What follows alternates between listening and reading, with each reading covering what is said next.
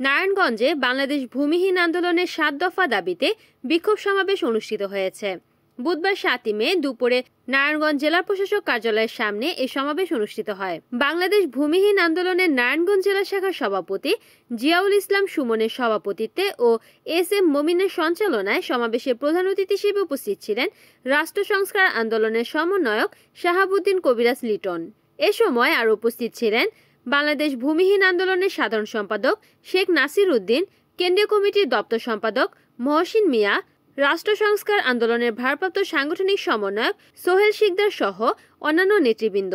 সমাবেশে বক্তারা সরকারের কাছে দ্রুত দাবি বাস্তবায়নের আহ্বান জানান। তারা বলেন, ভূমিহীন ও প্রান্তিক মানুষের অধিকার নিশ্চিত না করলে সামাজিক ন্যায় বিচার প্রতিষ্ঠা সম্ভব নয়।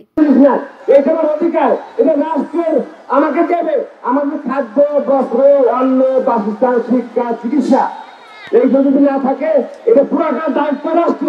রাষ্ট্র যদি না দিতে পারে, ওই রাষ্ট্রপতি মামলা করতে হবে, আইনে লেখা আছে।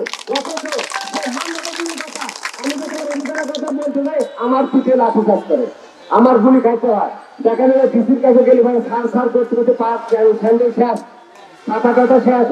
আপনি ভোটার আইডিকার ফটো কপি করতে করতে ভোটার আইডিকার্ডের নাম্বারটা উঠে গেছে। এখন এত কপি কিন্তু কৃষি চালাবে। এখন আমাদের এই যে খাসের যে জায়গা, এই জায়গাগুলো পাবে যারা মধ্যভাগা মানুষ, অসহায় মানুষ, গরিব মানুষ, যার কিছু নাই সে পাবে।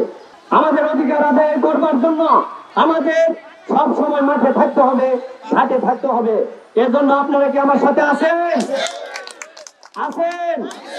ধন্যবাদ। যদি আপনারা আমার সাথে থাকেন, এই সকল মেহনতি মানুষদেরকে নিয়ে আমি এই নারায়ণগঞ্জে অসহায় মেহনতি মানুষদের অধিকার আদায় করবার জন্য দুর্বার আন্দোলন গড়ে তুলবো ইনশাআল্লাহ।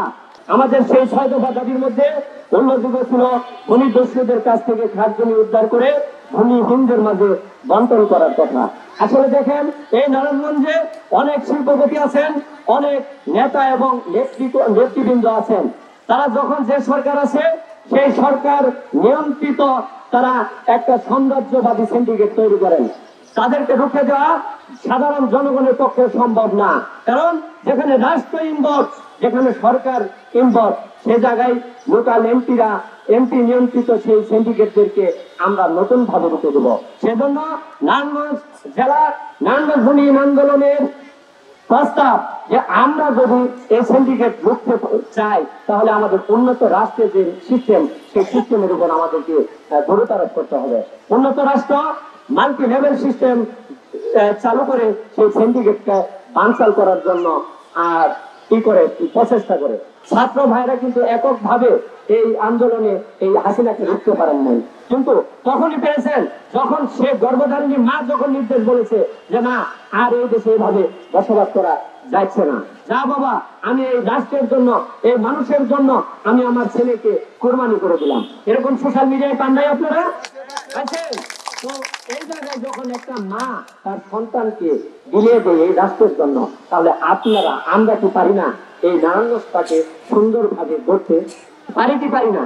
তাহলে আমরা এই নারায়ণগঞ্জ জেলা প্রশাসক মহোদয়কে সর্বাত্মক সহযোগিতার মধ্য দিয়ে আমরা আমাদের অধিকার আদায় করব এবং এই নারায়ণগঞ্জ জেলা প্রশাসককে সর্বাত্মক সহযোগিতা করব। রিপোর্ট করেছেন সুমন ইসলাম, NN টিভি, নারায়ণগঞ্জ।